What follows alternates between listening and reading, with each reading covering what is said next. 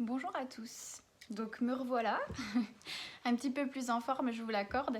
Et donc, tout simplement, je vais continuer avec mes petites vidéos. Parce qu'il se trouve que du fait que j'ai pas travaillé pendant quelques semaines, j'ai aussi eu le temps de voir pas mal de bêtises sur les réseaux. Et donc, je voulais vous faire une petite vidéo de prévention aujourd'hui. Euh, alors, je vous explique un petit peu la raison de cette vidéo. Vous savez que je vous fais beaucoup de prévention et je vous dis toujours euh, le meilleur moyen de perdre du poids, c'est pas d'aller vers tout ce qui est complément alimentaire, substitut de repas, les poudres de perlimpinpin comme je les appelle. Euh, Tout simplement parce que, alors en général, je vous jette pas la pierre quand vous êtes passé par tout ça. Je vous dis même en général, tant mieux que vous soyez passé par tout ça parce que c'est le meilleur moyen de vous rendre compte que finalement ça ne fonctionne pas. Mais là, je crois quand même que j'ai trouvé la perle des, comment je pourrais appeler ça, des bêtises humaines qu'on peut rencontrer sur les réseaux. Alors, cette vidéo, elle est juste pour vous montrer à quel point on vous prend pour des gens naïfs. Donc je suis tombée sur une vidéo d'une personne qui vend ces fameux produits. Alors ça va pour tout, hein, pour la peau, pour perdre du poids, c'est vraiment c'est assez varié. Et donc pour prouver l'efficacité de son brûle-graisse, la personne fait une expérience, c'est-à-dire qu'elle prend un verre d'eau, dedans elle met de l'huile. Donc toute personne qui a fait un minimum de physique-chimie dans sa vie sait très bien que quand on met de l'huile avec de l'eau, les deux matières ne se mélangent pas et donc l'huile remonte à la surface. Et puis elle vous dit, bah voilà, alors ça c'est ma poudre brûle-graisse, je vais en mettre dessus puis vous allez voir ce qui se passe. Et donc elle met sa fameuse poudre au contact de l'huile qui est à la surface du verre et on voit tout doucement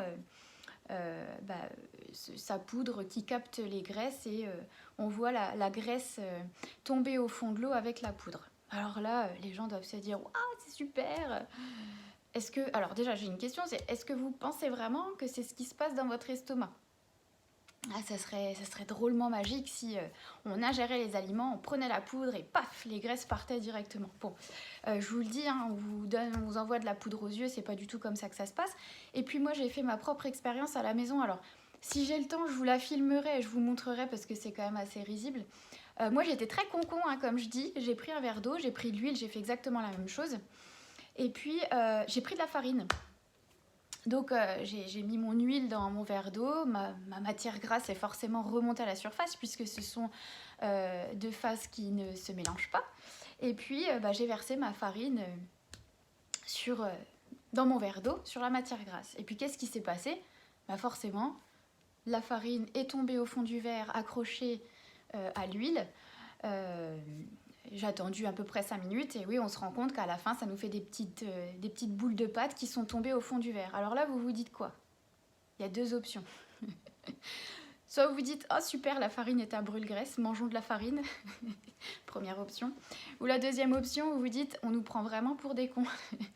Et je pencherais peut-être plus pour la deuxième option. Tout ça pour vous dire que vraiment, faut pas avoir fait Sciences Po ou Bac plus 50 pour savoir que lorsque l'on met un aliment solide au contact de la matière grasse, la matière grasse ne pouvant pas se diluer dans l'eau, forcément, qu'est-ce qui va se passer? La matière grasse va s'accrocher à la solution solide et ça va tomber au fond de l'eau. C'est-à-dire que cette expérience, j'aurais pu la faire avec de la farine, avec une autre poudre, hein. J'aurais même pu mélanger de la farine et du sucre, il se serait passé la même chose.